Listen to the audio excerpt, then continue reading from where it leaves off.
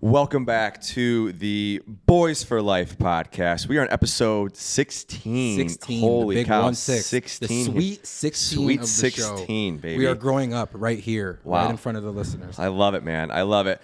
As you can see, we have another guest here, our boy, Sean Reimer. Thank you, my man, for coming on the podcast today. We greatly appreciate it. Big Sean. Big Sean, man. And Thank you for having it's cool because we were talking a little bit beforehand. You've been kind of tuning in a little bit to the podcast here a little bit. And now we have you on. Yeah. Now we have you on. The only episode I have not fully listened through all the way is the Y2K one. The Y2K one. But okay. Colton was telling me, he's like, That one's that's a a good good one. one. That's a good one. It is I'm like, a good one. okay, You I got to go finish back and that. revisit that. But I've been trying to keep up this week. I blasted through like 6 of them. I'm like, I got to get up to speed. Yeah, And then when I love it, man. He was doing his homework. He's doing his homework, well, bro. because it was just work got carried away, and I was like, no, I got to make more time for this. Yeah. And then I heard it's like, hey, we got guests coming on. And I'm like, you know what?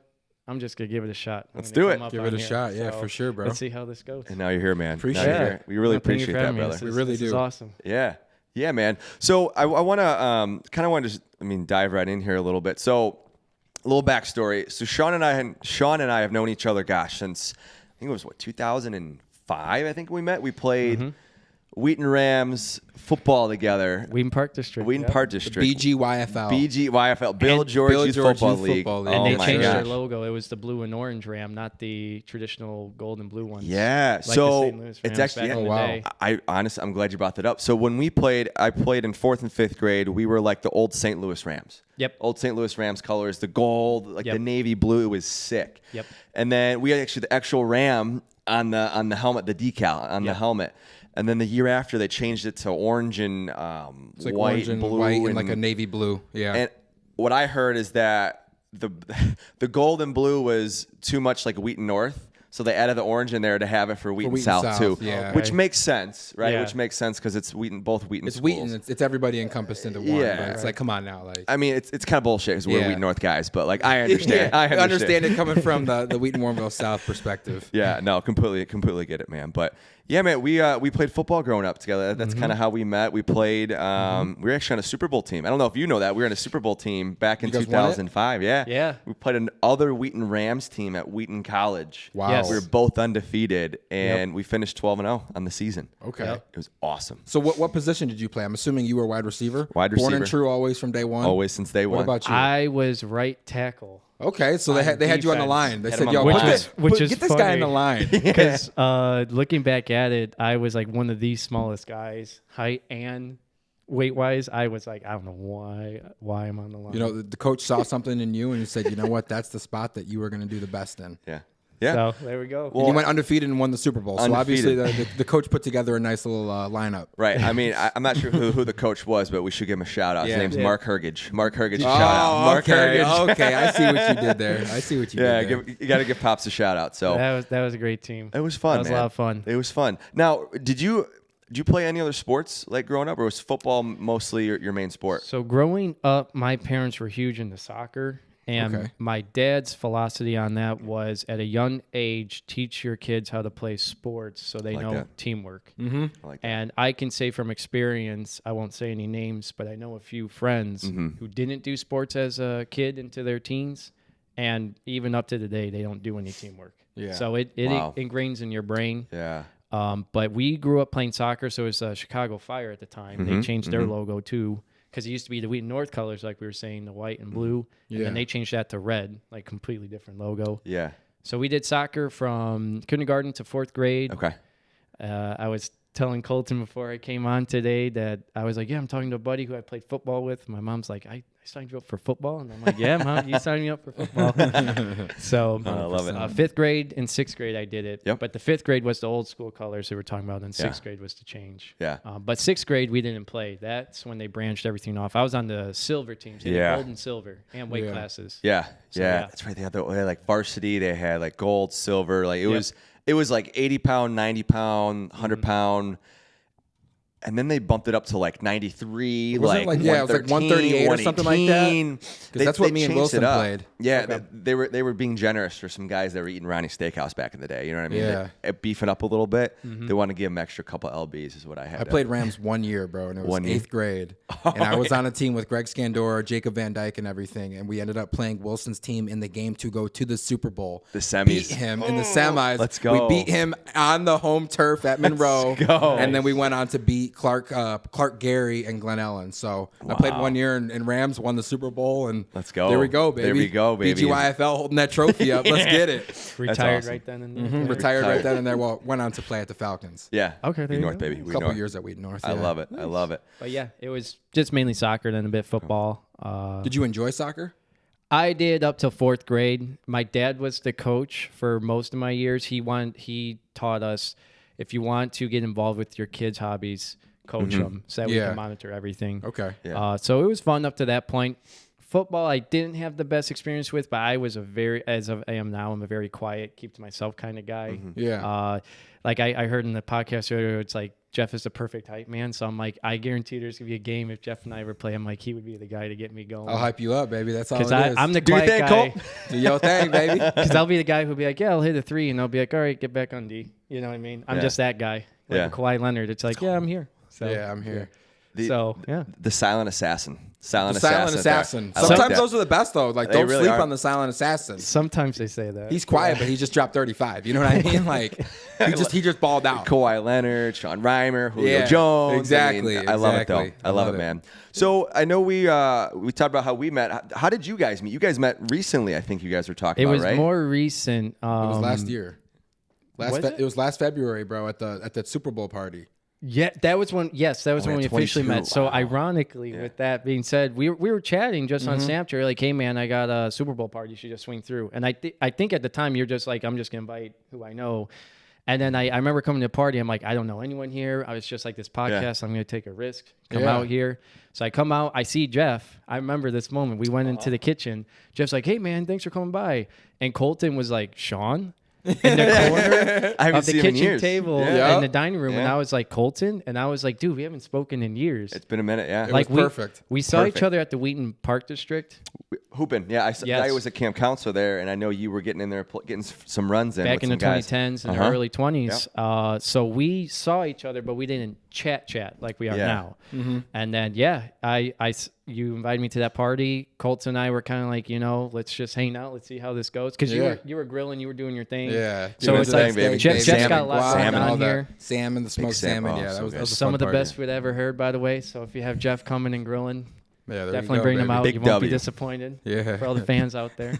Appreciate it. And so, yeah, that was the first time we initially met. But I know I've heard your name through high school. I know you were a few grades under me and stuff. Yeah. So, But yeah, we were friends on Snapchat for like years before that, and like I Yep. would chat you on your story, you chat me on mine. Like we were constantly showing love back and forth. Yep. And then like we were having that party, and I think honestly, like I chatted on your story or something. I was like, "Yo, come out to this party. Yep. Like, would love to have you. Yeah. Let's get together." Yeah. And we had a great time, bro. So thank you for coming. And that's thank you crazy. for That having was me. already Yeah. coming up on almost 2 years. It was last God. February. It but was, yeah, 22 February will February. be here before we know it. Which is it was freaking crazy. the that we're Rams in and October. Bengals. Yeah. I remember. Yeah, Yes. Rams and Bengals.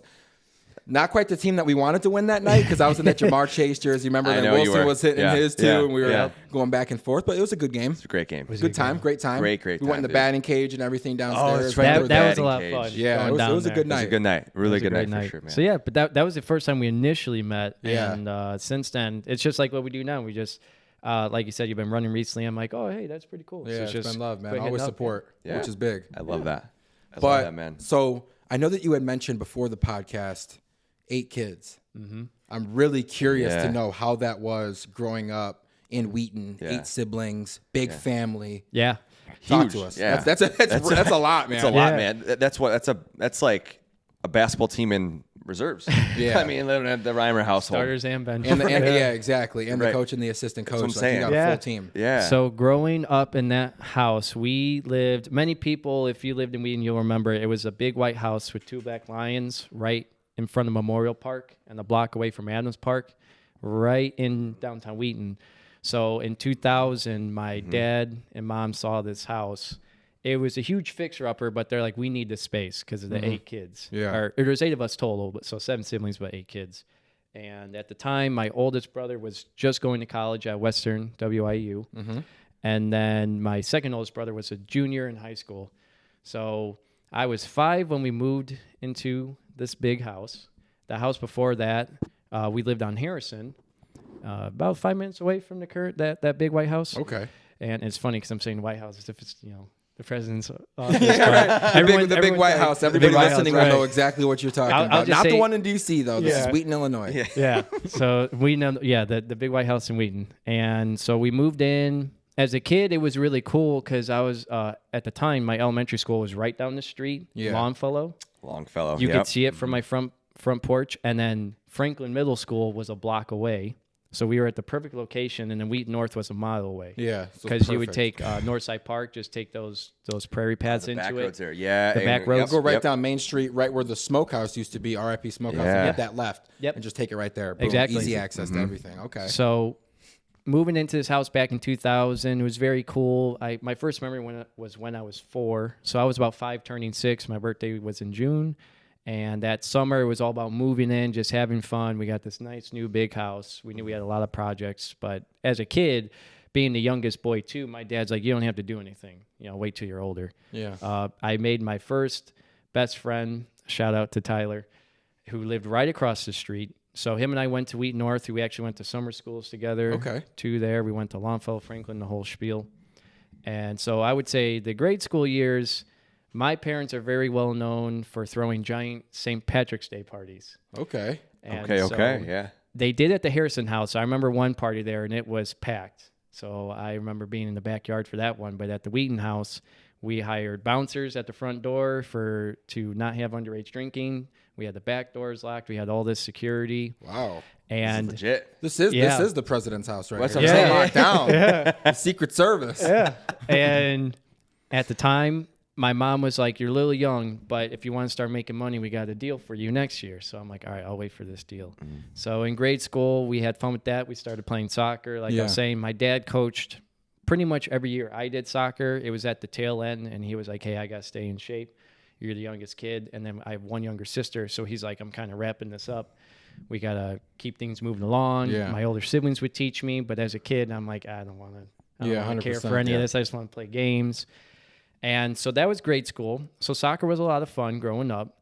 Now, on a day-to-day basis at the house, I would say every day we would have dinner at 7 p.m. We had I don't know if they still have them, but it was called a sunroom.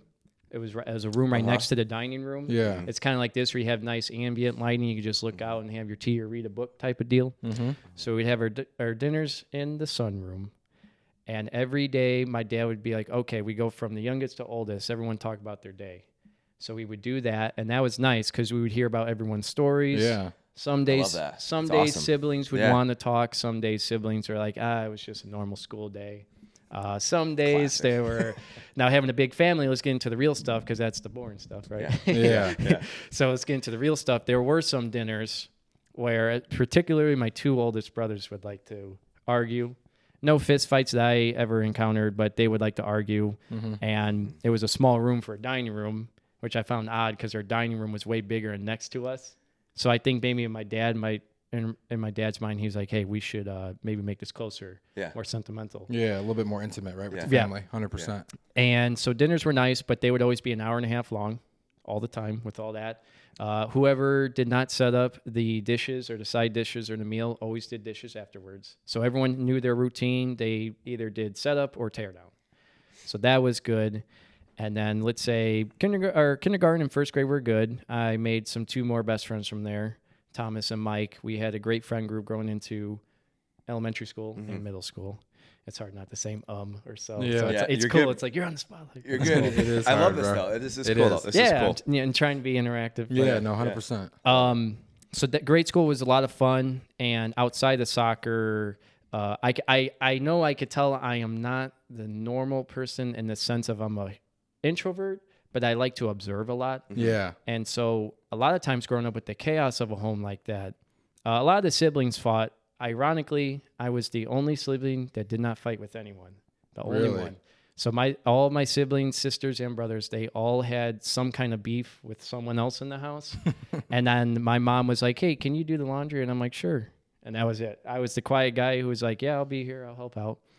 So let's lead going up to third grade.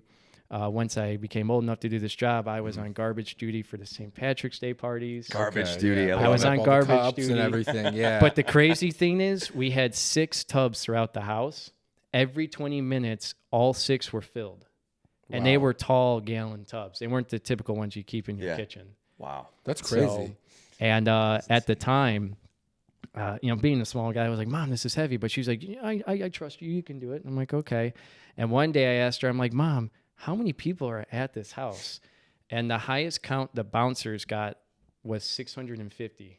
What? 650 people? Holy Oh shit. my goodness. That third Wow. grade, we had 650 people at our house. The Reimer household. The Reimer house. So you got these Wow. 8 kids with all their friends, my parents' friends, and then they invite their friends. You get a couple hooligans because living right next to Downtown at the time, do you guys remember Muldoon's? Oh, Yeah. Spot. You I could love see Muldoon's. Muldoon's down the street where we lived. So people from Muldoon's would be like, "Oh, the Reimers are throwing the party again." They come down. You get a couple Yeah. hecklers. This is why we got the bouncers. Yeah. Keep Smart. them out. Smart. Yeah. But then people would hang out on the front patio and deck too, porch. So They'd it was hang out. just, you'd still have some ruckus here and there. Well, of course, with 650 people, it'd be hard not to. Yeah. It doesn't matter how much Secret Service you got at the president's house. Like, there's still going to be a little ruckus. You know what I mean? Something's gonna come Yeah. go down. Yeah. and growing up, it was cool doing that, doing the soccer. 4th grade, I started getting more into the video gaming with friends, started kind of breaking out of my shell a bit and stuff like that. Kind of seeing that at that time, my 2 oldest brothers went to college. They got together, they got along. You never Yeah. saw any of that fighting. Ironically, though, one of my sisters and then 2 of my other brothers who were above me in age, they started fighting. Yeah. So when you ask like what's it like to have a big household, I think it's going to be the sense of there's going to be some form of chaos. But what I've learned and what I'm processing now, being an adult, is you kind of look back at what happens and you didn't realize like some of it was good and some of it was bad or even traumatic for some. Yeah. Yeah. So looking at it, it's like you witness and experience all this arguing and fighting. Now there's the laughs, like the St. Patrick's Day party, the great dinners. So I think it was back and forth. Yeah. Like it was never quiet. It was never calm. We always had multiple cats and dogs on top of that. So there's always some kind of barking, meowing, someone arguing about something. Who's doing the dishes? What's for dinner? Yeah. The only it. times it was quiet is the weekends because people were out. Hanging out with their friends or out Yep. of the house doing whatever. And I was an introvert, so I was always on the computer. Yeah. I got to say it, but in middle school, RuneScape was my game. RuneScape. RuneScape Yo, was shout my out game. Bring it. RuneScape. Wow. So Friday nights on RuneScape, everyone's out and partying, and I'm like, nah, man, I got my Mountain Dew. Yeah, Mountain Dew, you got your I'm just Cheetos or grinding whatever here. it is. Yeah. A little Just ramen to grinding get here. going. Yeah, no, So- I got you. Growing up, that was probably, for me, that was like my peace, my calm. Your And- escape. Yep. Yeah. And it was funny because the computer room was the only room with no windows too. Every other room in the house had windows. That was the only room, so I felt kind of secluded. Yeah. But it was Yeah. like this. It's like a man cave. It's like Yeah. you said, your peace. 100%. So growing up, that was back and forth, back and forth. I never did any kind of the arguing, the fighting, so I never got into that kind of stuff. But there were times where things got a little heated and heavy. Of course. And I wouldn't say I was ever a moderator. I would be more the guy who was on the sideline seeing it, and I would be like, "Is this a time to get mom and dad, or just let them fight?" Just it let them figure things out. Yeah. Because there were times where Yeah. they would fight, and then the next day, my brothers were like, "Hey, man, you want to go to the gym?" And I'm like, "What?" Yeah, I'm like, "You guys exactly. just- You guys, What is just- going on? It's that sibling rivalry. So I'm curious, what was the age gap between the oldest and then the youngest? All of us are 2 years apart. Okay. All Really? of us. Okay. My sister and I are my younger sister and I are 2.5 years apart. Okay. So right now I'm 29, she's 26, but her birthday's in March. Okay. She'll be 27, so that 2 age gap. Yeah, But yeah, it's my parents were consistent every 2 years. Good for them. Yeah, that's Yeah. crazy. Consistency is key. Because I've met people who have siblings who are like 10 years apart, but are still big families. So I'm like, I don't know what caused you guys to Yeah, stop. like what's going on? Well, there's no interest. It's hard to relate in a sibling. I have kids that I work with that's kind of the age gap. They're maybe 10, 12 years apart. You're in a different time zone in life. Like you don't really know how can you relate to your 12-year-old brother, Even in your brother's music. 12 years older than you. Yep. It's hard, or sister. You know what I mean? It Yep. does present some challenges for sure. It does. And so the good thing, though, with that 2 year age gap is my younger sister, if you ever see this, I won't say any names because they'll know I'm talking about them. But if you ever see this family, I would say I always find it funny how my younger sister is like, oh, we're so close. I'm like, we got some great bonding moments, but I also think by default, like you said, because of that age group and difference. Like I was a senior when she was a sophomore in high school. She's like, oh, I got a senior brother. But I felt the same way because when I was a sophomore, I'm like, I got a senior brother. Yeah. So I know what you guys mean exactly. Yeah. Where, ironically, a few weeks ago, my brother, who's 2 years older than me, we were listening. Get a kick out of this. We were listening to the Carter 3 on vinyl. Ooh. From Lil Wayne. Oh wow, Yeah. vinyl. And he was like, hey man, this was one of my favorite albums. And I'm like, I remember listening to this, but I didn't think you bumped it. And he was like, yeah, man, I got the vinyl. And I'm like, you are not lying. And just right there, getting that vinyl, we were listening to it, we were just jamming out. I'm like, this is what it is. So that's the great moment. And I don't want people to think that having a big family is all negative. No. I think you need to keep in perspective of if you have more people in the household that you want to respect each other's boundaries, you do need a big house like that. Yeah. So me having that computer room, them going out and doing their things on the weekends, doing their sports, that really does help. Yeah. 100%. Wow. I feel like when you get older and you look back to like, yeah, of course, there's always going to be bad memories, but a lot of the good is always going to outweigh the bad. In this case, even though with how hectic things were at times, there was a lot of good that definitely came. My dad taught me at a young age too, because one of the things, I guess you could say another big thing that we did growing up was, do you guys remember like sitting on the church pew or being in timeout? Oh yeah, I do. Church pew? Yeah. Oh yeah. So at the timeouts. Well, so back Sit in the corner. Don't move. Face the wall. Right.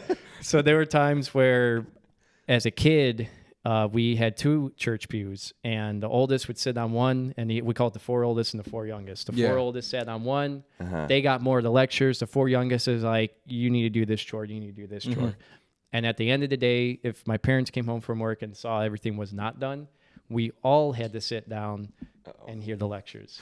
Yeah. So that at times was good, but as a 5-year-old as well, at the time, I being the introvert I was kind of confused. I'm like, I don't know why, they're mad.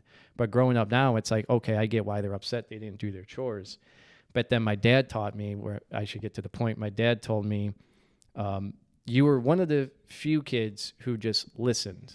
Because a lot of people like to retaliate, they like to react. But I would see what would happen and then try to process it and be like, what is going on? So he told me at a young age, because I remember one of my siblings made a comment. They're like, well, how come Sean doesn't get spanked, or how come he's not getting in timeout or getting disciplined? And my dad turned around to the sibling at the time. It was when I was a kid. He's like, because Sean doesn't open his mouth.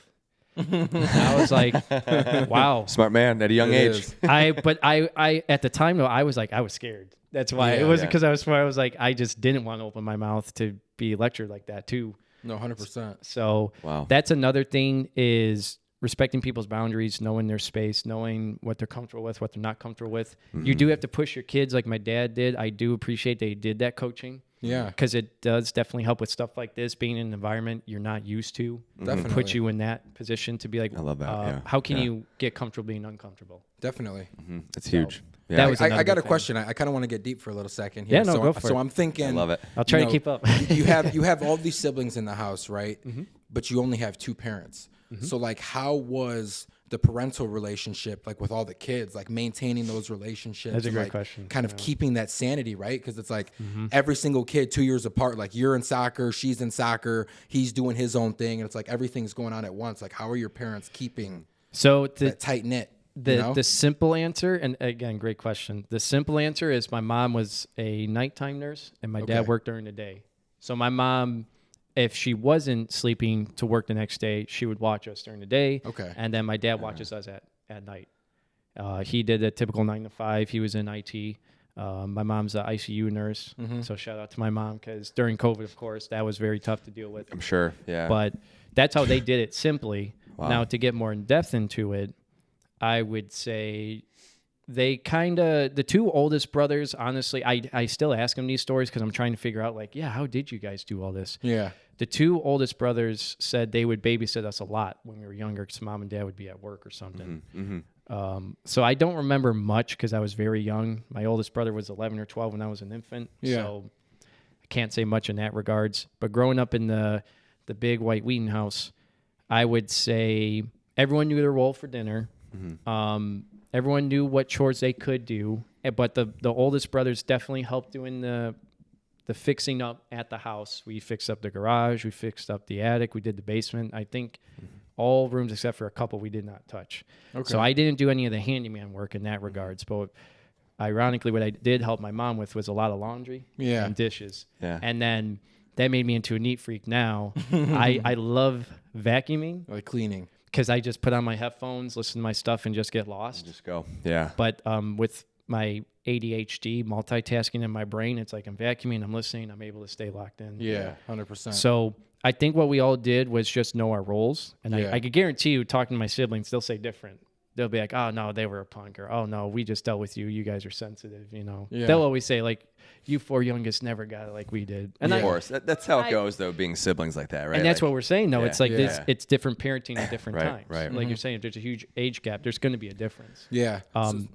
So I'm kind of wondering here, right? Because as humans, we always have this notion of like wanting to be accepted and wanting to be loved. So do you feel like at any point in your life, like you were kind of fighting with your other siblings for like your parents' attention? I would not say for my parents' attention. I would say I'm very close with all of my family in different ways. My younger sister, which I know we'll get into later, but with what I did with my music career to where it's at now, I'm not saying I'm a famous artist or anything, but just saying like she came to a lot of gigs. Yeah. My dad definitely with coaching just started with soccer, but he's been my mentor for a lot of things because he's in IT. Yeah, I'm in IT. We're in a band together. So he does a lot of mentorship and guiding and leading for me. That's awesome. That is really cool. I would say the thing I'm trying to get, sorry, my ADHD kicked in. You're good.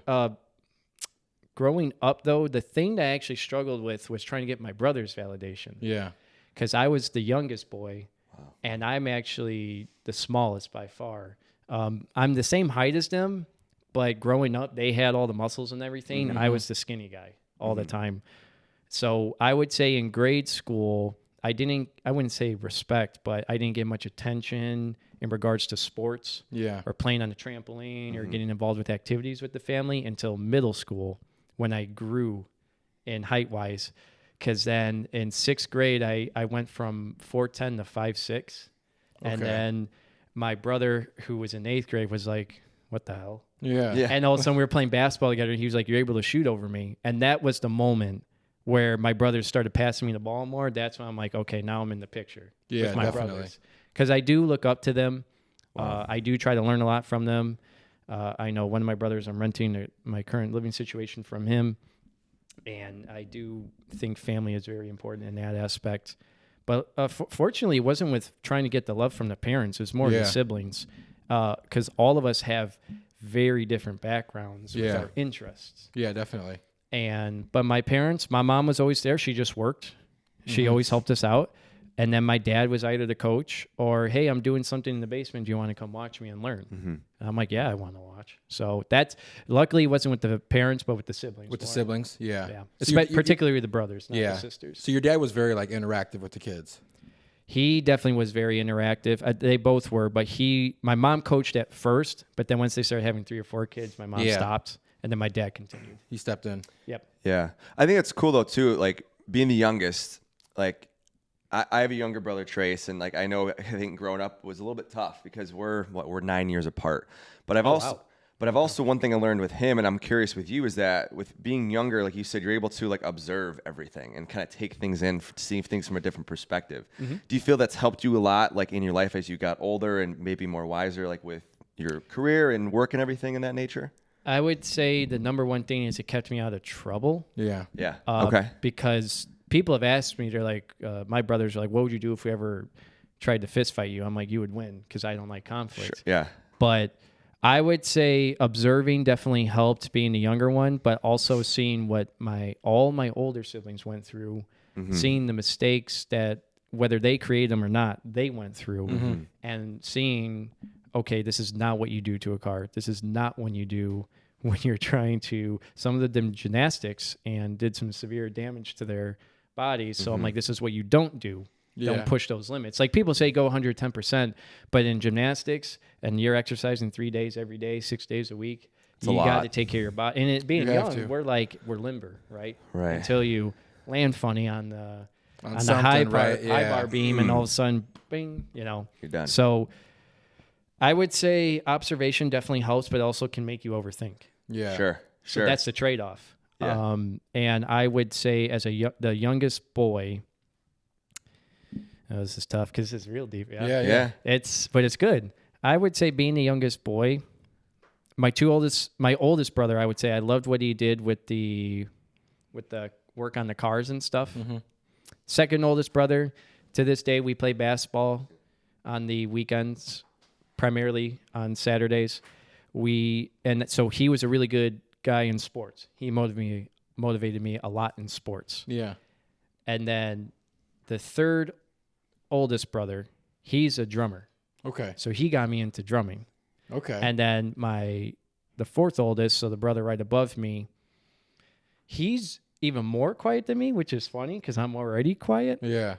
But he was the one that brought out like the Lil Wayne vinyl. Okay. So and recently we've been building our relationship in the sense of he's like, hey man, he lives in the city. He's like, I've played with drummers, but he was like, I really like how you play. We should start jamming more, come play with my friends more. Yeah. So now we're building a music relationship. Mm-hmm.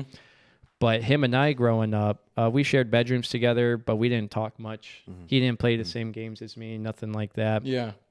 But learning from everything they went through, I saw it. They never told me, don't do this. I just saw it and then saw how my parents reacted. Yeah. And I'm like, at the time, I was like, okay, don't piss mom and dad off. Don't do this. Yeah. That as a kid, that's where I'm like, okay, mom's yelling, don't do this. Mm-hmm. That's how I pictured it. But growing up now, what I ask them now is like financial housing situations because it's 2023. We're all struggling. We're all trying to make a living here. Yeah, exactly. Absolutely. And even to this day, I try to be more vocal on like, well, what do you want, Sean? Like, what do you want out of this? Yeah. Why do you ask these questions? And I'm like, well, I'm just trying to make sure I don't put myself in a big hole or a bigger hole if I am in one, Yeah. And the observation definitely does work. But the trade-off is, I'll say this. Mm-hmm. If you're observing so much and you don't speak up, people are going to think like some people are like, you just stare and just watch. And I'm like, yeah, I'm observing. But they're like, yeah, but you lock in. And the people say, they're like, you have this very serious look. We know when you're processing things. Yeah. And I'm like, because I feel like it's kind of like the one saying, the person that's loudest in the room, you don't want to be that guy. Mm-hmm. I get hyping up. That's different. Yeah. But if someone just came in right now and was like, turn this podcast off, I'd be like, dude, you should not be here. Yeah. Get the fuck out of here. Yeah. Whoa, hey, what we doing here, buddy? No, I understand you on that. No, 100%. Yeah. So it's observations definitely help. And the number one thing I would say regarding that is think before you speak. Easier said than done. Mm-hmm. But growing up, I would say what will help that is if you know some people like doing this, like if they're picking at you, they know the egg you on. Yeah. I would say if there's something that you're not comfortable with or if you don't want something to happen to you, don't reflect that on others. So I just saw with the arguing and sometimes the fighting, I'm like, yeah, I know I couldn't win in any of this. I'm just going to stay completely out of it. Yeah. So I was the sideline guy. Yeah. But, it's got its perks. Yeah. Yeah. So that's how I just saw it. It was you observe, speak out when you want to. You obviously got to learn. You got to make mistakes at some point. 100%. Sometimes you speak out a bit too much, but there were times where they're like, you didn't speak at all. And I'm like, yeah, because I don't really want to. And they're like, well, you should have said something. Yeah. I'm like, okay. So I'm like, I would say maybe 80% observation, 20% vocal. Yeah. Yeah. But that way, that 80%, it's like, okay, Jeff and Colton said this. Sit for a minute. And then respond. Mm-hmm. That's how I see it. Yeah, where a lot of people are more sporadic, and it's like you hear something, impulsive, and it's like you just impulsive, just kind of boom, boom, boom. Which it's you want to carry a conversation. Yeah. The only problem with a guy like me that likes to observe, and then on top of that with ADHD, as we're talking now, I'm literally thinking in my head, what do I say next? So you got to be careful with that. Yeah, no, I got you. Yeah, I saw something really cool on Instagram the other day, and I'm kind of curious to see if you resonate with this because I know you were talking about being the youngest, kind of staying out of trouble, all that kind of stuff, no conflict. But I feel like, especially, it was talking about a boy's relationship with his father, and you go through 3 stages, right? So the first stage is he's your hero, like you're idolizing him, like you're worshiping him, like he's the guy that walks on water, he does everything for you, right? But then you go into the second stage, and this is probably more so like in the teenage years of resentment, and you hate them, you don't want to listen, you walk away from everything that they're saying and all that kind of stuff. But then you finally hit to that third stage where you realize that they're human and you accept them, and you realize that you're not perfect, and you may have made mistakes, but like you're my dad and I love you and that kind of stuff. So like, what was your kind of relationship with your father? I like these questions. I know, right? Because this is deeper and It's deeper. deep, bro. This is nice. I would say, to me, ironically, my ex and I talked about this, but she told me, she's like, there's only a few things you're loyal to, and I'll start with this. She's like, the Chicago Bulls. No matter how terrible they are. As you're wearing a Bulls hoodie right now. Yeah. So I understand we've been through some struggles, but still, Yeah. I'm still a diehard fan. Loyal. I love it. 100%. She's like, your music. But in the sense of like, I'm a drummer and a DJ. So she's like, you just like doing that stuff. You need that outlet. Yeah, 100%. Because I don't make much music. Producing, I definitely need to step up on. But performing, I'm like, yeah, I like doing it. You just break out a character and just kind of let loose. But the third thing I'm most loyal to is my dad. And to get to that point is that hero phase. As a kid, you do have that hero phase. And then you're right, in the teenage years, you do. I got into 2 rough scraffles with my dad, and it was the teenage years. Yeah. And I would say, don't hang on to that stuff long, because once my dad and I finally spoke after the fact, I saw his perspective, and it completely changed my image on him, like you're saying. So you can have your viewpoints, you can have your arguments, but if you have a support system, for me, that's my dad, who sees you day in and day out, sees your good days and bad days, don't push them away, because once they're gone, mentally and psychologically and even emotionally, you're going to be like, oh, maybe I could talk to dad, I'm annoyed by him. But it's like, no, he chose to walk away. Yeah. Now you don't even have that interaction. Exactly. You don't even have that choice. Yeah. So those teenage days, if you do have some trauma, some turmoil, if you can try to move forward, or if you can't even talk to them, because for some, family is a huge factor negatively in people's lives. 100%. If you could find some kind of closure in your life where you can move forward and you can put a positive impact on your life in that aspect, certainly do that. And then the human phase is what I'm currently going through now, and it lines up with that Instagram post. We're currently living together in the same townhouse. I see some days he's just exhausted. He wants to retire. There's a lot of family stuff going on with all these grandkids now. Yeah. I'm sure. Yeah. With a bunch of them running around, if I had a guess. I think we're at number 11 or 12 now. Yeah. Grandkids. Yeah. Holy, so you guys have, wow. So there's 19. Yeah. Holy cow, it's a lot. Some of them, I think 5 of my siblings have pets now too, so you got to keep that in It's a factor. lot. So family gatherings are just. You cooking Thanksgiving or what? That's a big meal coming. I was gonna say. What I do is I bring the pies. And then man. just like I bring the shot pies. just like it's ingrained in you, dishes either set up or tear down. Yeah, right. Literally, I show up. I'm like, the second they show up, the dog greets you, kicks you, and it's like, hey there. And then the kids come up, Uncle Sean, all right. And then my mom's like, we need help, and I'm like, on it, You're on it. Got your mom. Like it's ingrained, and ironically, I'm sure we could get into this later into the podcast, but I recently watched a video where the childhood makes a huge impact even on dating life. It does. So oh my gosh, we could get into that, but I would love. To stay on topic though, because I no, you're good. That human phase with the grandkids and everything, I would say I see what he, like I always like he had our back, but now I see he needs a hand. So what I try to do is I wouldn't say I forgot the proper term, but it's kind of suppressing what you feel, either good or bad, just to help someone else. I would say I see what he goes through, see if I can adjust my day or my week, see if I can help him out in any way. I know I can't be there every time, but I try to do the best I can to my ability. Yeah. Because everyone's different. Everyone could do their own things. Everyone's great at their own things.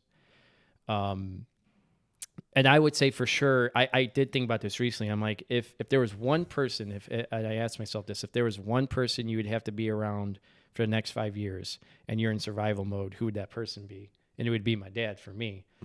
Because growing up, playing his music, I was like, this is really cool. It's really loud as a kid, but I'm like, this is really cool.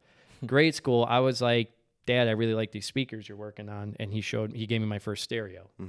And then high school, I started learning IT myself, started creating things myself. And that was probably a really big moment in both our lives, because he was like, oh, you created an amplifier. You created the stereo. I'm like, yeah. From my school, it was TCD. Okay. You remember TCD, Technology Center of DuPage? Yes, I went to TCD. Okay. Yeah. So the for junior and construction. senior years. Yep. I remember that. I did the pre-engineering and technology program. That makes sense. Yeah. Right So- up your alley. Yep. So we did that. That's awesome. And that was the more he saw that I was becoming more of my own individual.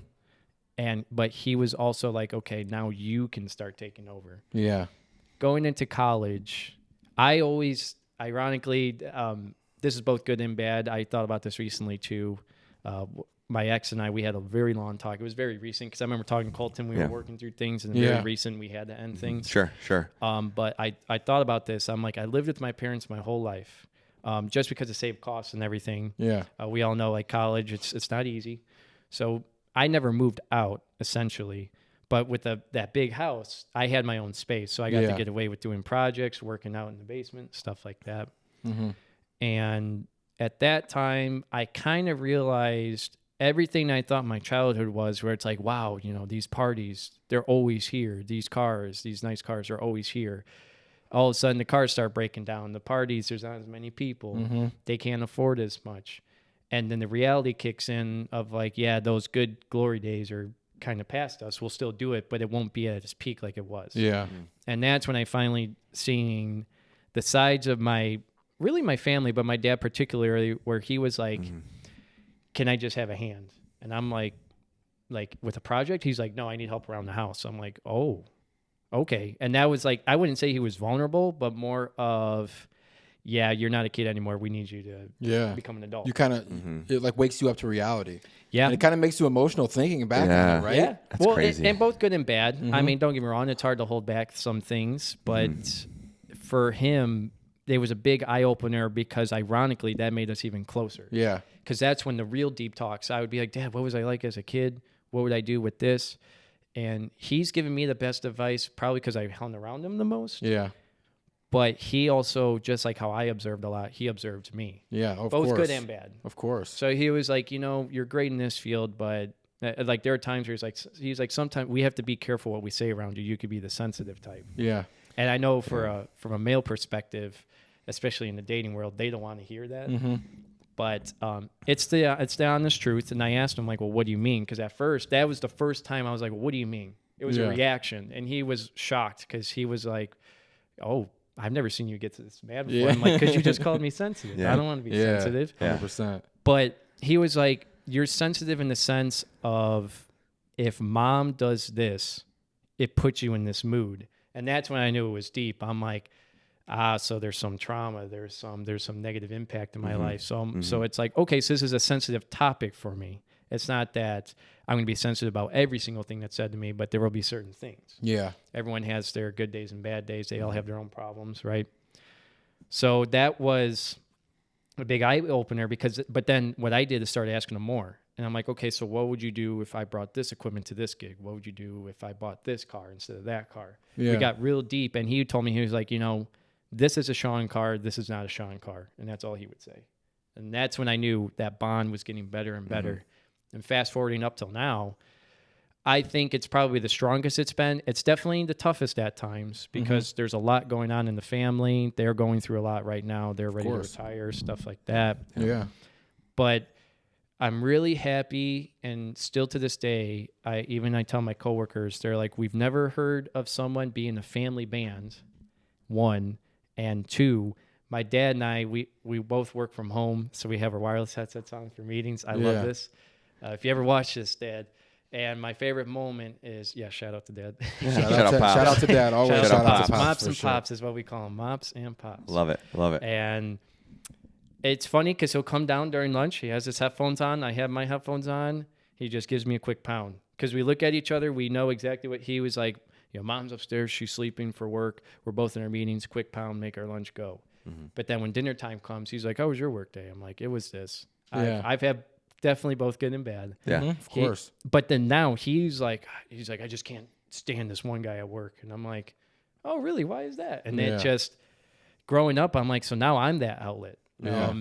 But with that, there are times where he's like, hey, can you do this? And I'm like, I kind of just don't want to do anything on this Saturday night. You know, I kind of just want to chill.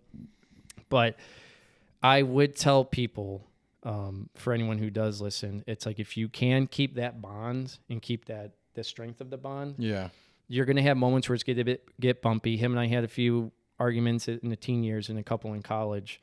But living in a house your whole life together too makes sense. Well, of course, if you live with somebody, you're going to step on each other's toes. Oh yeah, it doesn't matter. Even in a big house, you will still step on each other's toes Jesus. Tongue twister. Say it 5 times fast. Go. Yeah, go right now on the spot, Sean. on the spot. Go. Yeah.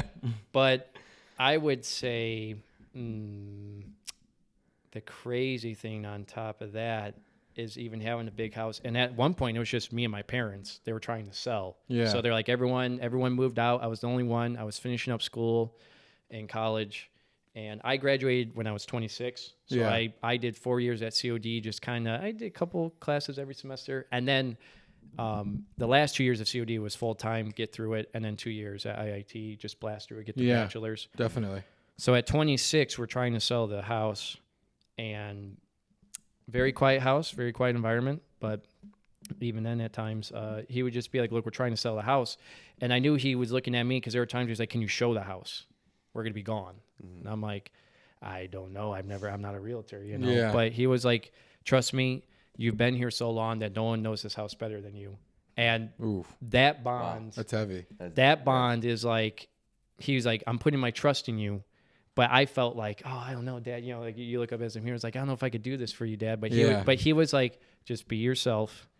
You know this house. Trust me. And he was right because, ironically, the family that I showed the house to at the time, the guy was a computer science major. Oh, so you guys clicked automatically. Immediately, he was like, "Where's your networking router?" And I was like, "This isn't a question to show the house." But he was like, "I just want to see how you got things connected." I'm like, "Okay."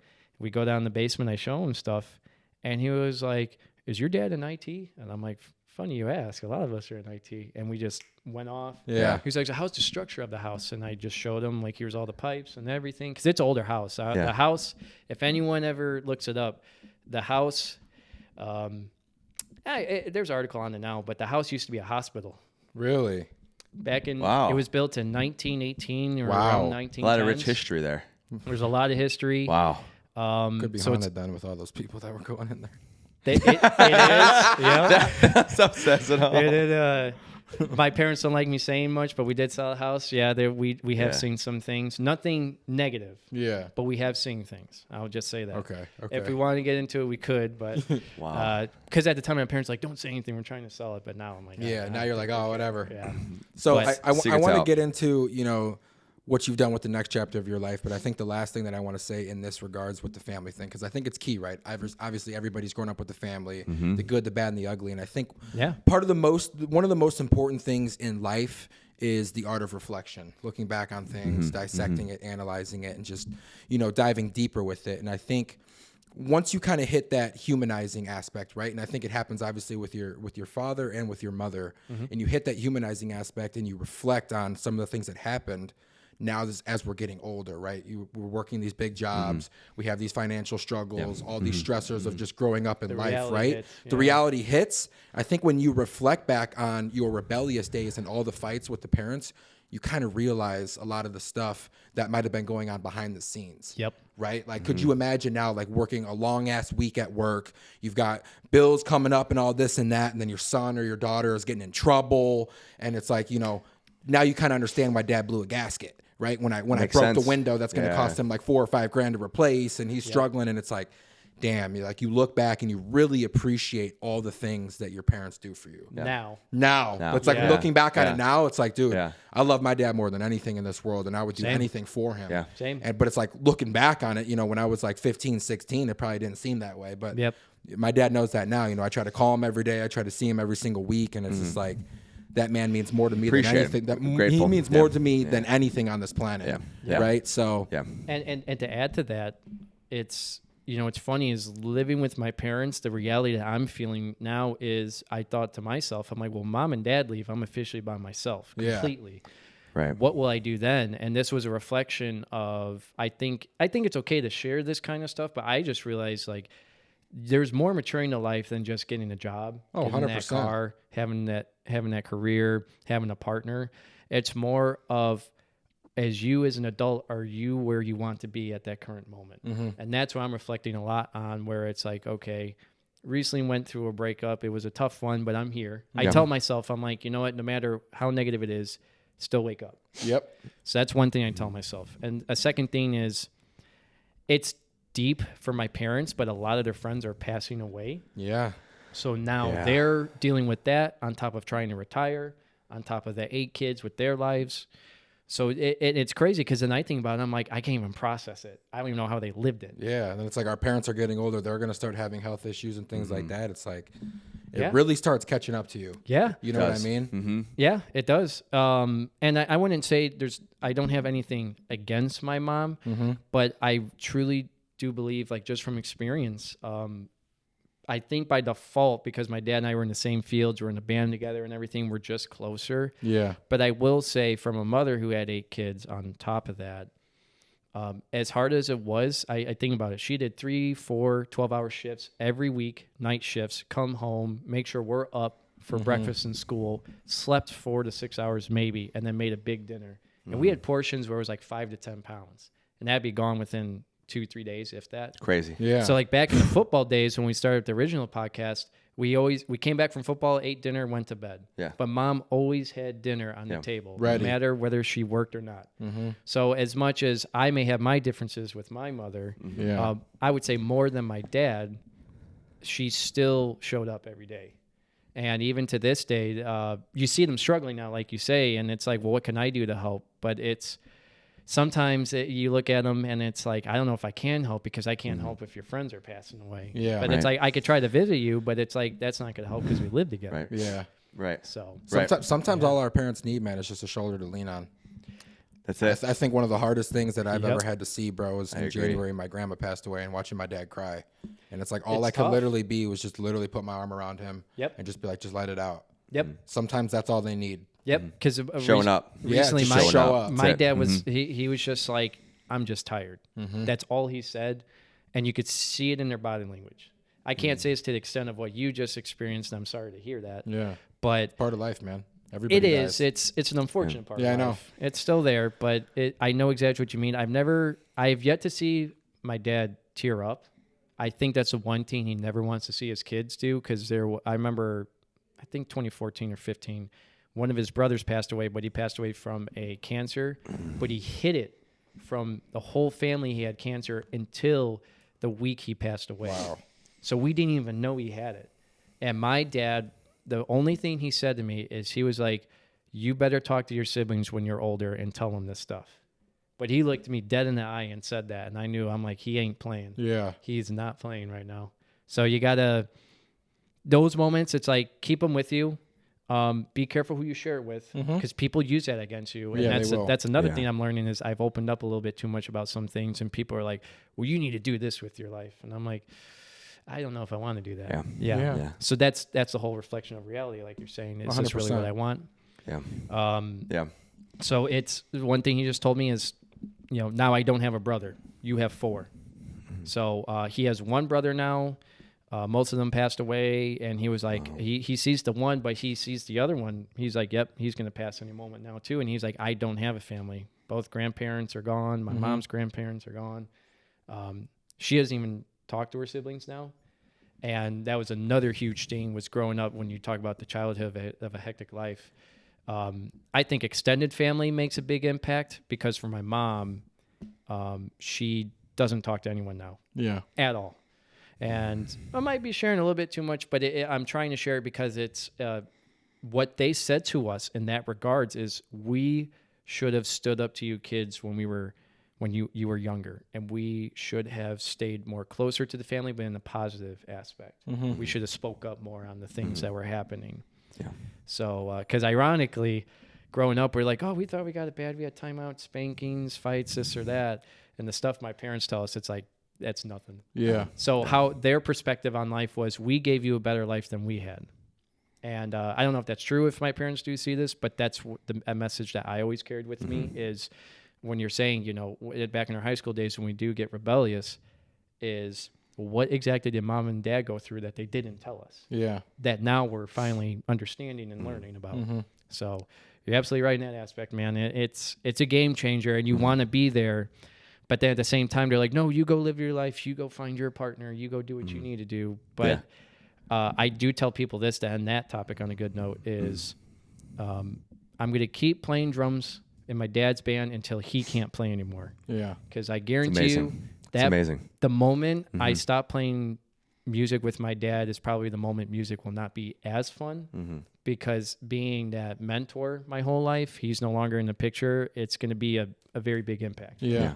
So that's just what it's I more try than to tell just myself. music for you when it comes to playing drums in your dad's band, dude. It's your relationship. Yep. And You know? even the equipment like this stuff, he'll be like, hey, he sees the equipment again. He was like, you're really putting all this together because he's getting older. Yeah. So I'm like, all right, let's get smaller, lighter, more efficient, powerful gear. Yeah. You got to spend a pretty penny. But for your health, Dad, I can do that. It's easier on my back. Even us in their 20s, you got to watch the back. Totally. And so I've told him, I'm like, I'm trying to make this easier for us. And you will never stop making that progress. You'll always get smaller, lighter gear in this instance. Yeah, 100%. But he's looked at me and he was like, I've never had equipment like this before. And I'm like, well, 70s technology wasn't the same. But he was just like, you did this all on your own. You have, I got Colton's mic, I got Jeff's mic, you got their cables, you got your drum kit, you do the sound check, you know where everyone's labeled on the mixing board and the interface. He's like, you have such a system that he's like, I tried testing myself last year where I did a gig and I wanted to prove to my dad, like, hey, when you show up, I just want you to plug in. Yeah. We do a sound check. And I finally did that. I've been trying to do like personal goals and that was one of them.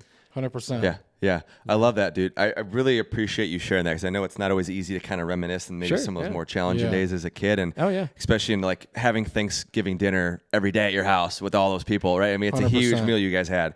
And being an introvert on top of that, I was like, oh, school was cool. Right. Yeah. Right. So, but then like looking back on it, you know what I mean? It's like, God forbid, obviously it's a part of life, but as you get older and some of your siblings start passing on to the afterlife, right? Like those memories that you have at those dinner tables is what you're going to hold on to.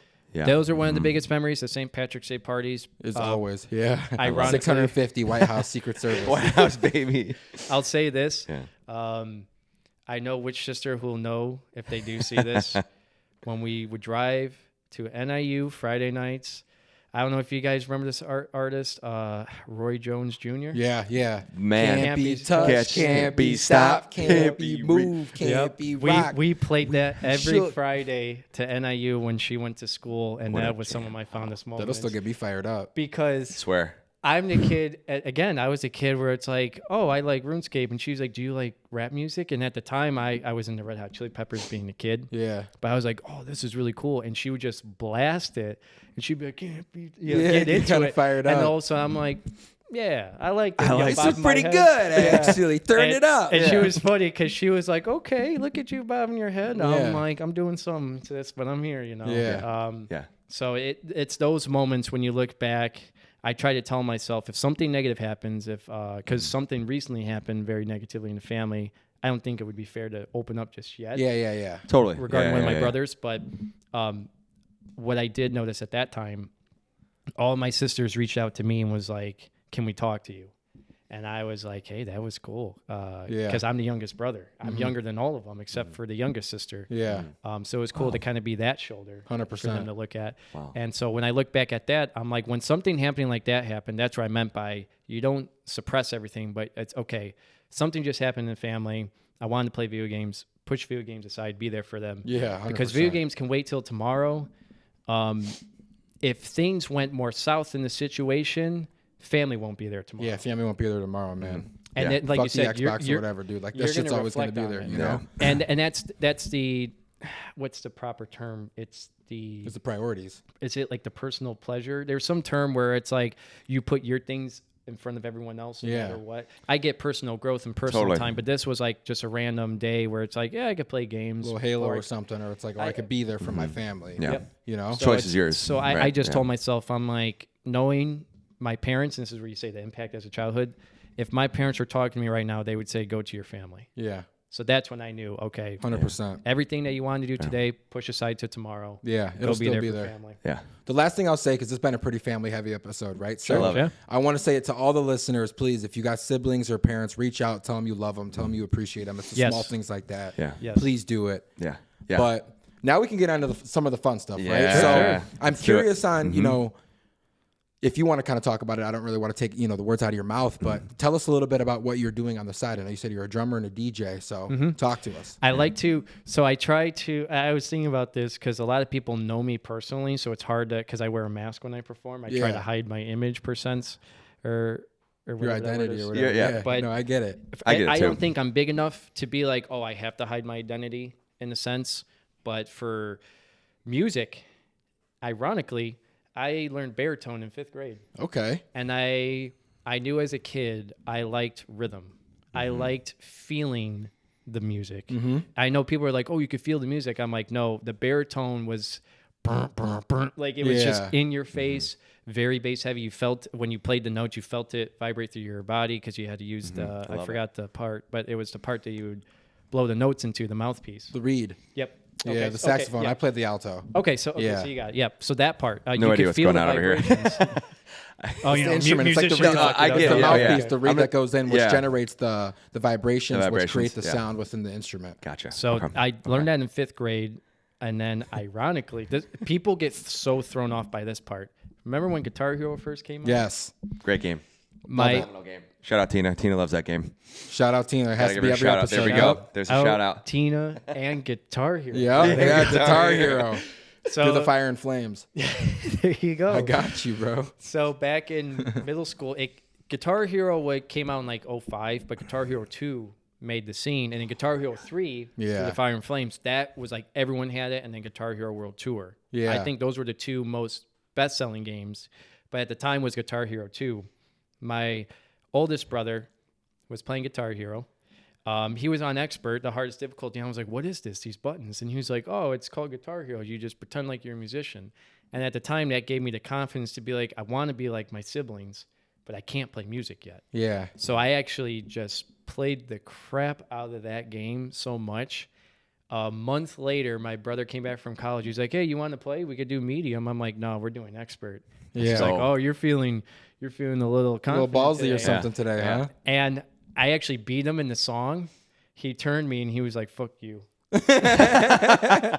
And the thing that sucks though is because I enjoyed it so much, they stopped playing with me. So that was the trade-off. Man. I played by myself after that. I broke their character. But it was all comedy. But I remember when Guitar Hero 3 came out, I kid you not, I was going up to my brother's room. This was 8th grade.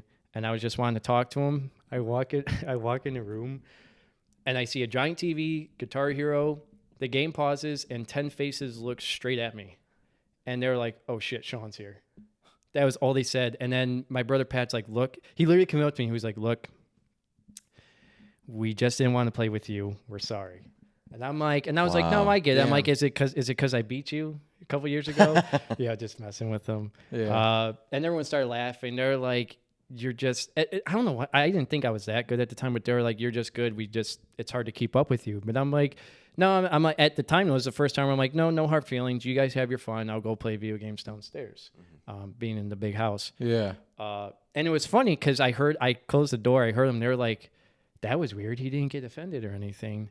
Yeah. Because in my mind, I'm like, I made 10 humans hide themselves in the bedroom, play a brand new game. And I just went downstairs. And I'm like, you know what? I'm just going to play more by myself. And Just keep practicing. Bury them. So that was baritone into Guitar Hero. And then I think what influenced it the most, each sibling had their own music background. Yeah. And each sibling played an instrument. Okay. So growing up, it was music. Either playing music at the house. We even played music sometimes during dinner. Yeah. St. Patrick's Day, my dad had live bands play. He was playing bass in them. So I have two brothers who play bass, me and my brother who play drums. I have a sister who played piano, a couple that sang. I had a brother who used to play drums. Okay. So I know it's hard to keep up because there's so many of us. But the only instrument we did not play was guitar. So at the time, my dad, and this is where I'm trying to get on track with the stories, he was like, he saw me play Guitar Hero, and he was like, you need to play guitar. He immediately was like, I've seen guitar players, but not move like that. But I was like, it's just buttons, you know, it's not like a real guitar. But he's like, but think about it. If you can process all this in real time action and still keep up with it, you can play guitar, just learn a real instrument. So I tried learning guitar in middle school. It was fun, but it just didn't click. Yeah. So freshman year of high school fast forward, I started playing Rock Band when that first came out in 2008. Rock Band. The full live band game. And then I started playing drums, kept it easy, easy to medium. And musicians hate this. I don't think the standard person will understand this, but I learned drums right-handed. And so what that means, if I can explain this, right-handed drums is you play the hi-hat with this hand and the snare with this. So it's like this. And so what I did, though, is I'm left-handed. So I'm like, you know what? I kind of like to be a little bit more unique in the sense to myself. So I'm like, I'm going to do drums left-handed. So you completely switch the whole drum kit around. Oh, wow. And you play like this. And at the time, there are lefty drummers, but till this day, I've never seen someone play a left-handed drum kit. Yeah. So I learned drums left-handed, and two reasons was, one, to be unique, but two, I like to keep stuff to myself. I wouldn't say I don't like to share, but I'm very cautious. I like to be very clean. I grew up with siblings who ate potato chips and played the Xbox controllers. Greasy controllers. Greasy. So you already know what I'm talking about. Oh yeah, the So for me, I just like kept keeping my stuff clean. So anyone who at the time, because it's a drum kit, people are like, "Oh, dude, let me jam on it," and they would sit and they're like, "Wait, how do we play?" And I'm like, "Figure it out." I'm like, just like how I figured it out, you figure it out. Yeah. And people are like, "Nah, we're good." And I'm like, "Great, now you're off my equipment." Forget about it. Yeah, I did Rock Band for a full year, freshman year of high school, and then I bought my first drum kit going into sophomore year from it was a family friend. It was probably the crappiest drum kit you could think of because they did not take care of it. It was a full size drum kit that's meant for adults. Then they have kid size ones, the little tiny ones. Yeah. So I had a full size kit, but the drum heads, the things you hit, were completely bashed in. And if a drum head's bashed in, the tone, the sound is completely ruined. Yeah. So I changed up all the drum heads and everything, bought the drum kit for $30 from the family and said, "Hey, I'll take it off your hands." Ironically, they had a even bigger house. So it was just in the corner of their basement, like not even being touched. I'm like, "Hey, I'll take it." Yeah. Brought it home. My dad saw that and he was like, "Hey, you're not going to play guitar anymore." I'm like, your other son who plays drums, I really like what he does. I've been playing video games. That works well with this stuff. It works really well for me. And my dad just learned, he was like, I can't get guitarists in the family. Yeah. I'm trying so hard. Because he had a brother who played guitar. So I think he wanted that connection again. Because at the time when I learned instruments, a lot of his brothers were already gone. Yeah. So he was probably getting that connection back. But what I told him, and I was like, "No, Dad, like I see you guys playing St. Patrick's Day. I want to form my own band. I want to play with you guys. I want to be you guys." Yeah. And so I just worked hard sophomore year. And then I don't know if it was sophomore or junior year of high school, but it was the first time I played that St. Patrick's Day party on drums. Wow. And it was on my brother's drum kit. And he showed me all the ropes. He was like, you've learned this kit. You know this kit. And I'm like, "Oh, I don't know how to play." And he was like, "Don't look at anyone. Don't make eye contact. For anyone who wants to learn like stage fright, don't make eye contact. That's one of the worst things you could do. And you don't want to look down," because I look down a lot. But it's like what my dad taught me is this would be a good piece of advice. Look at people's foreheads. Because even like right now, I'm looking at your forehead, but it looks like I'm talking to you. Yeah, no, 100%. Yeah, So it's a trick. Yeah. Look at people's foreheads so it looks like you're looking at them. But now you're not making that awkward eye contact in a sense. So he taught me that, and that because he sings and plays bass, and he was like, "Oh, I just look over people all the time. I just make it look like it's sentimental because I'm talking to them." Yeah. So I did that. When people made eye contact with me, I'm like, forehead, forehead, forehead. And ironically, my dad's friends at the time came up, and they were like, "Hey, you're pretty good. You should come next year." And just built up from that. Jeff, I don't think if you'll remember this, but Colton, you will. Mike Weinberg. I remember Weinberg. Wino. Played Weinberg. football, yeah. Yes, sir. So we formed a heavy metal band I do remember you guys in doing high that. school I called remember that. Legion. Yep, Shout I out remember to that. Legion. We Legion. retired 10 Love years ago, but Gone but never forgotten. yes. So we formed Legion with our bassist Greg Whitecheck. I still Greg. talk to Greg Oh, from time man. to time. But Greg was huge into heavy metal. He knew 80s and 90s metal. And then Michael was learning guitar and was like, hey, we should form a band. Yeah. So I joined this metal band. And then with my family's music background, I would say I had some friends who wanted to start a reggae band. So a great example I would say is, you guys know Sublime? Mm-hmm. We did a lot of Sublime covers. That's reggae music, Okay. more modern reggae music. So we did stuff like that up until the end of high school, because that had to disband to due to college. Yeah. So I did that. And then senior year came, and there was a lot of people who was like, hey, we want to do alternative rock with you, acoustic music. And it just, I saw myself at the time, I'm like, no, I'm a metal drummer. But reflecting back at it, like you said, you want to grow. Yeah. Get out of your comfort zone. So at the time, I just saw it as I'm just playing drums. But looking back at it, I think it really helped me grow to not just as a musician, but as an individual. Definitely. I try to do this at work, where someone's like, do you want to learn this technology? And I'm like, I don't, but I should. So with again, I know we're going in depth. This is a very long episode. Yeah. But it helped with that, with the music, definitely with the family. Of course, the advice from my dad. But the number one thing, let's say you don't have a dad you could look up to, family background, you don't have Guitar Hero or any of that. What I would tell someone, because people ask me, they're like, what would you do if you had to restart everything? I would say be open-minded. Definitely try things out. that. And if you don't like that music style, you know that now. Yeah. It's like going on a date. If it was a bad date, now you know. Now you know. So put it like that. And then I would say number two thing, practice makes perfect. Because there have been gigs where someone's like, hey, we need a drummer tonight. I didn't even know the songs. I just listened to the song on the way to the gig and just wing it. Wow. I wouldn't say it was perfect, don't get me wrong, but it's the more repetition of the thing you get, the more people can throw stuff at you, and you're in your calm, adapt. confident self. Yeah. And for me, there was one time where it's like, we need you to do soft acoustic music. And I'm like, well, I'm a metal drummer. I can't do this. But what you do is you learn to dial back and adjust. You adapt. And so the number one thing to adapt for me personally is keep practicing what you're good at, and everything else will follow. Yeah. Wow. So that worked. Wow. And then that was drumming. I really like drumming, still drum to this day. I just play with my dad's band. We do a couple gigs a year. But I try to practice 2 or 3 days a week, 20, 30 minutes, just to kind of keep up with it. Yeah, totally. And then DJing, this will... Yeah, buddy. I talked a lot about the drumming, but DJing, ironically, my brother, who was a drummer, got into lighting and DJing.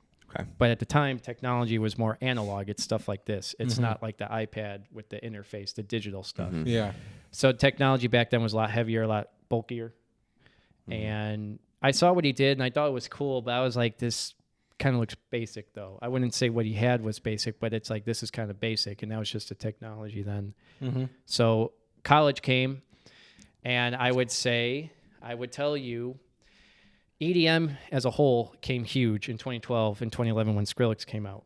So that influenced many people, including myself, to be like, hey, DJing's cool. Yeah. What I do come across with other DJs, though, I would say at least 90%, maybe 95 is a better number, is they're in it for the partying and the women. And when they'd ask me, I'm like, hey, to each their own. If you want it for that, I see why. And so getting into DJing, back in 2012, 2011, Skrillex got huge. That really opened up the scene for a lot of folks, including myself, because it made it a lot more known of what it is. What is this electronic dance music, EDM? Definitely. So at the time, I would say 90 to 95% of the DJs I spoke to were in it for the partying or the women. And they would ask me, and I'm like, I like the technology. And they were like, okay. And that's it. That was the interaction. They're like, so you don't have any girls or anything? I'm like, well, I have a girlfriend. You know? Yeah, exactly. So what got me into it was my older brother, but also at the time, LED lighting became big, the much lighter, more efficient lighting. So I really liked that. Obviously, going to TCD and learning technology helped a lot, and that factored into it. But also, I noticed I like going out to social events, but I'm not the social person. So what I told myself is, how can I feel like I'm contributing, but I'm in the background? So what I told myself is drums. You don't see the drummer, but you certainly hear him. Yeah, definitely. DJs, you sometimes see the DJ, but you definitely see him because they're running the party. Right. So I'm like, okay, well, I'm not the social type. I'm not the guy to be drinking from the kegger, but I'll be the guy who likes music. Yeah. Yeah. And so fast forward, the first few years are rough. For anything you start with, it's going to be rough for any listener out there. So whatever it is you're trying to pursue, give yourself time. Don't just give up on it right away. Unless you know for a fact it's like, okay, this was a bad investment. Like fine. this, I'm not into it or whatever. Yeah. Like Right, it ain't right. gonna happen. Like you know for certain it's not your thing. But for me, it took from like 2012 to 2016 of having just cheap gear, crappy gear, not having much money to invest in it. And then once I started saving more, getting more gigs, you build up your portfolio. Yeah. That got better. But it was the same answer. People are like, oh, wow, you've done this. You've played at venues. I'm like, yeah. And they're like, well, and it always leads back, well, how are the women? I'm like, well, the women look nice, of course. But I'm like, I'm up there just to perform. And that's when I noticed in my life, I'm like, I think I like performing. Yeah. I don't like the interacting. I just like to be a performer. Like I Yeah. get on stage, I see it as I'm doing my job, I get off for the next guy. 100%. So fast forward to that, let's say 2016 to 2020, I started doing wedding gigs. And wedding gigs is my forte because for me, it's a variety of music, not just EDM or at the time trap rap was becoming huge. So it's like, okay, that was my thing. I really liked the variety, the oldies, the 70s, the 80s, the funk. And then covering these songs with my dad's band, I'm like, oh, I play these. I know how to play these. So I already know how the songs work.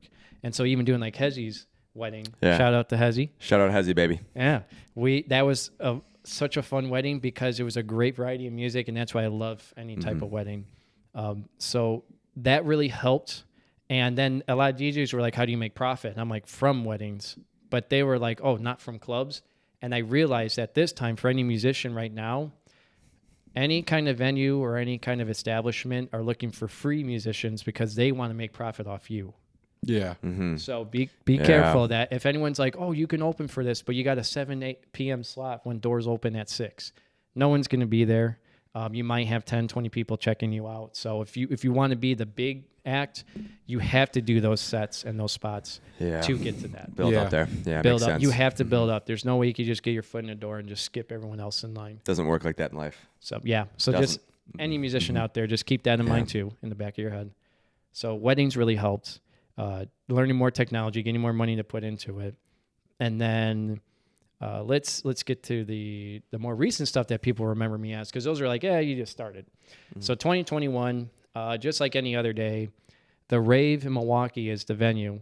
They reached out and were like, hey, we're doing our usual Halloween event. Do you want to play on one of the side stages? I did it. And then the promoter at the time was like, hey, could you bring up equipment for us? And they call them controllers, DJ controllers, but it's that board you see with all the buttons and knobs and the jog wheels. That's a controller. So at the time, he was like, I need you to bring the DJ controller for this big name. I'm like, okay, I'll go to the warehouse, pick it up for you guys. He then, after the gig, he told me and we met, and he said, I was testing you to see if you would be willing to do that. Not many people are willing to go the extra distance, as he put it, to bring equipment. And I'm like, well, the warehouse was only 15 minutes. It wasn't that big of a deal. But I saw what he meant because it was a lot of equipment for someone who's not getting paid. And then that opportunity opened up for me to open for Pauly D from Jersey Shore. Yeah, buddy. Yeah, Pauly. So Pauly D did a show at the Rave in, I think it was August of 2021. And I opened for him with 2 other artists. And that, I think, put me I wouldn't say on the map, as some would say, but I would say that put a lot of recognition because a lot of my coworkers were like, oh, you opened for Pauly D? Yeah. So that just sparked a conversation. Yeah, so 100%. Cool. And because that went well, they then I did New Year's Eve and opened up for Cruella. They were big in the early 2010s, not as much now, but I opened up for Cruella. And then they were like, hey, you did really well with this act, because it was on the bigger stage, not the ballroom. Yeah. It was on the bigger basement floor. Yeah. And they were like, hey, you did well with these 2 gigs. We'll reach back out to you. Steve Aoki's coming in February. So then, ironically, what happened, the venue probably won't say this, but they said, we'll reach back out if we need any assistance. I'm like, it's Steve Aoki. They're not going to reach out. Yeah. That's a huge name. The week of, the promoter reached out and was like, hey, you're ready to open for Steve. And I'm like, well, what do you mean? Yeah, like, wait, And- what? Yeah, and he was like, no, we hired you to do this. And I'm like, we didn't have that interaction. Yeah, I just remember you mentioning it. So the week of, I got all the music, I got everything set up, and I asked him, like, well, where is it at? He's like, it's the ballroom. I'm like, oh no. I'm like, this is the big stage. Yeah. This is the stage you want to be on. Yeah.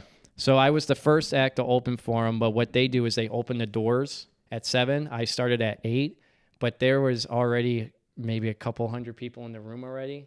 And I wear a mask when I perform, so I went up there, did my thing. I won't say my name or anything, but I'll just say I wear a mask. So I did my thing, and what my dad told me, and the sound guy, they call him that, the guy who runs all the mics and volume and everything, he came up to me, and he was like, "You got a good ear," and I was like, "Oh, what do you mean by that?" And he was like, the thing that a DJ has to do is you read the crowd. Mm-hmm. You got to read the crowd. If they're not feeling it, you got to change it. There's nothing you can do. Mm-hmm. And so I did that, and I ended up playing for 2.5 hours instead of an hour. Oh, wow. Because they also tell you DJs have to do things on the spot. Yeah. And the guy did warn me, we may have you play longer than an hour.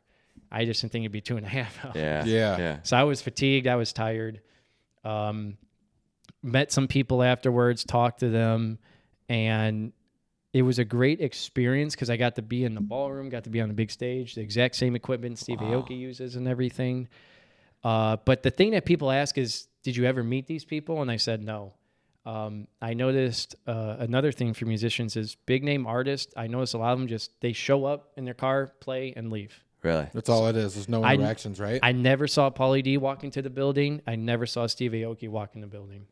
Really? So I just opened them, never met them, nothing, didn't meet them in the back. That's room, crazy. Nothing. Wow. So that's how that came out to be. But still to this day, I tell people with DJing, it's the technology, the variety of music. Yeah. People have told me, they're like, "Oh, that girl was checking you out," and I'm like, "Could be because I'm just a DJ. I don't want to." You don't think about it too much. Yeah. But that's how that came out, and I think what really helped with that is the musical background for my siblings, and that note is, ironically, my oldest brother was into heavy metal. Yeah. So one of my first bands was Slayer and Pantera, and then my second oldest brother listened to Smash Mouth. Okay. The radio hits. Yeah. So okay. it's Love like it. you got a brother who's into the screaming music, and you got a brother who's like, "Yeah, let's get up and dance." And, and he's hilarious because he's like, he's always doing that kind of stuff. And then I have the sister Roy Jones Jr. She played. Can't be touched. She loved Spitalfield, Fall Out Boy, all that stuff. Ooh, Fallout. So she had a wide variety. And then my parents we grew up with the oldies, 93.9. Yeah. All those old classics. So the variety for a DJ really helps. I say knowing technology, because I've worked with DJs who are like, "Hey, how do I plug in this equipment?" And I'm like, "That's why you're getting paid. You got to know that." Just in my aspect, Yeah. I'm like, because But for real, I mean, No, you I have got to you, know. 100%. doing weddings, they literally are like, "All right, you're in this corner." That's all they give you, and a table. Then you have to set everything up. You and do bring all that kind of everything. stuff. You bring the music. You're an MC. You keep the crowd moving. I mean, you saw how his wedding it's was. your job. Right? It's your job. And so I tell people, factor in all the long hours, the investment in equipment, and buying it. And then a lot of venues require insurance now too. Yeah. So keep that in mind when you start charging folks. Yeah. Yeah. But that's so interesting, But then I'll say this too: weddings are totally different than Steve Aoki. Weddings, no one knows you. Steve Aoki, you're performing. Yeah. You're on the spotlight. Yeah. So you're still on the spotlight at a wedding, but you saw how Hezzy was. You're kind of in the background. It's a People are different just vibe. there. They're there for the bride and groom. Yeah. But for Steve Aoki, they're there for you. Mm-hmm. So that was nerve-wracking. But on stage, one thing that does help, and it's my favorite DJ, Deadmau5, said this: if you have stage fright, wear a mask or a helmet. So hide your face. Yeah. If you want to. Yeah. Now I'm comfortable playing with or without the mask, but you gotta keep that in That's mind, awesome. too. That's so cool. The mask is dope too. Thank you. The mask is really sick. mask Dude. is I've dope. seen that. Still Yeah, to it's this day, people are like, "That's really cool," and I'm like, "Oh, I just bought it on eBay." Yeah. So yeah, but there are two different ways. So that's why I say wedding DJ or like a performing club DJ. Yeah. There are Wow. two totally different fields. Everything. Yeah. So That's awesome. yeah. Wow. There's just so much that I just like. I learned. I didn't even know like DJs they just show up, perform, and just leave like that. At the clubs or the Steve, clubs, yeah, they, it makes sense. Even though. the openers, I mean, though, sense. they make equipment where it's like you just come in, plug in your music. Great for simplicity. Yeah. But a guy who's like specific like me, I bring my own stuff. To use. Yeah. So at every gig I've done for like a Steve Aoki type of environment, they're like, you play on that, and it's like this little thing. I'm like, yeah, because a DJ, you just keep the flow going. Yeah. And a lot of DJs now, they're all about chopping, doing all these weird things. Yeah. I'm just more of like, I'm just here I'm going to blend the music, a few transitions, few little chops, but nothing like, I see DJs just going like this all the time. Yeah. And I'm like, what are you even doing? Like, Killer arm workout. You're getting that arm workout. right. Yeah. Elliptical here. Because I went to North Coast at the beginning of last month, and I was seeing a lot of that, like, like turning it down, screaming, "What's up? What's up?" And then it goes like louder. So they're great for hype manning, emceeing. What I like to do is I try to move the crowd with saying the least amount as I can. Yeah. Mm-hmm. So if I could be like, yo, 1, 2, 3, 4, drop, just do that. Boom. Wow. But that's just me. I mean, you even saw me at the wedding though at Hezzy's. I'm just kind of like, I'm just there. Yeah. And so, but it's weird because it's like, this is my way of going out, but I could still be an introvert. Mm-hmm. So that's the ultimate thing. At the end of the night, I'm like, I got home, got my check, go home, play RuneScape, go to sleep. There you go. Do it again next That's all weekend. it is, man. The simple things in life, but then you're able to go out there and do what you're passionate about, make that impact, and then go home and whatever it is. Yeah. Yep. And another piece of note, make sure you do not fatigue yourself. Because I booked a lot of wedding gigs this year from June till I think the last 2 weekends I had nothing booked. But for 12 weekends in a row, I had either on call or a gig, whether it was drumming or DJing. Yeah. And by the 8th gig, I'm like, I remember texting, I'm out. It's a lot. Fatiguing. So next year, I like kind of that. want to just Space it out have a more little weekends. bit more. Well, I want I saw a lot of, for me, I had a lot of friends reach out and say, hey, we're doing this on this weekend. I'm like, I can't go. Yeah. Can't go. And one thing is you can't get time back. Mm-hmm. So I'm like, okay, I could get the gigs, maybe not as many, but the time and the friendships, that won't be there. The memories. Yeah, the memories. When I think too, I think it kind of to kind of bring full circle here, like we've always talked about, Jeffrey, is that we don't want to we want to do a lot, but we also want to have that balance too that we talked about, right? I think that's important too. Kind of what I'm hearing you say, Sean, is yes, we want to have dreams and aspirations and big goals, but you also have to be, I think, somewhat of like, okay, take some inventory, right?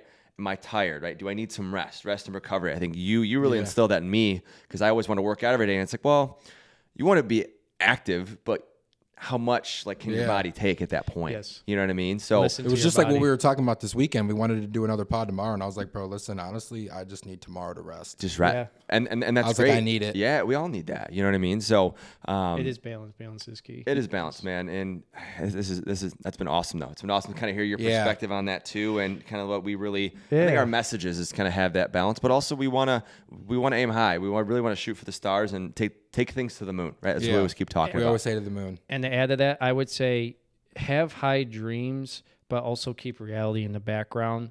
People do. I remember you saying this. People want to see you hurt. People want to see you down, so they feel better about themselves. That's true. Yeah. Even musicians, even athletes.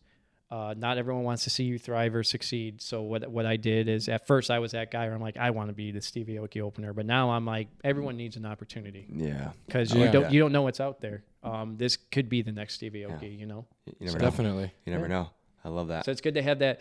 That's why I say at the beginning of this podcast, just stay open-minded. Yeah. Whatever you apply that with your job, life, family, friends, partner, music, hobbies. Just try to be as open-minded as possible. Yeah. You can have your biases, but get experience from it first, or at least try it out, and then come up with that opinion. Yeah. Yeah. If you're gonna, if Jeff's like, dude, don't go to North Coast, man, it's just crap. I'd be like, okay, but it's like how I know that if I've never gone. Exactly. But it's a good perspective. Wow. This has been great, man. It This has. has been it awesome. has. This has been awesome, Because man. if you see me every day, I put in my headphones, go for my walk. I don't talk to anyone. Just chill. Yeah. I listen to my music. I don't talk like this. So Yeah. Well, I want to say thank you for being vulnerable and coming on the Boys Life 100%. We podcast, appreciate man. your We time really and do. Your vulnerability. Yeah. No, I appreciate this being is here. This is awesome, great. man. This is awesome, man. Well, thank you again, bro. We'll have to maybe have a part 2 in the near future. part 2. Right? Yeah. Yeah. I'd be open for it. I don't know how much you want to hear me, but Oh man, we love it, man. We love it, do man. love it. And we appreciate you guys for tuning in, liking, subscribing. Turn on the notification bell. We drop episodes every Tuesday, Spotify and Apple Music. Until next time, we love appreciate you. you We'll guys. catch you on Love the you next one. guys. See you guys soon. Peace.